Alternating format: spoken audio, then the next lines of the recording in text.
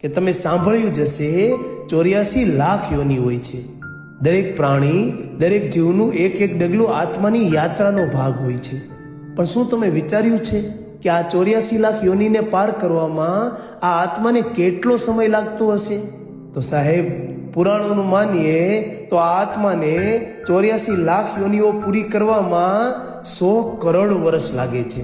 અને ત્યારબાદ મળે છે એક માનવ જીવન, એક એવું જીવન જેમાં આત્મા મોક્ષ તરફ જઈ શકે છે. હવે થોડી કલ્પના કરો કે સતયુગ 17,28,000, ત્રેતાયુગ 12,96,000, દ્વાપર યુગ 8,64,000 અને કળયુગ 4,32,000. આ 4 યુગ મળીને થાય છે 43 લાખ વર્ષ. અને આપણે અત્યારે જ્યાં છીએ એ છે કળયુગ. અને આપણે જો આ માનવ જીવન ગુમાવી દીધું ને, તો હવે પછી આગળનું મનુષ્ય જીવન આપણને લગભગ 220 કળયુગ પછી મળશે. અને એટલે જ અત્યારે જે આપણે જીવી રહ્યા છીએ એ એક જીવનનો અમૂલ્ય અવસર છે.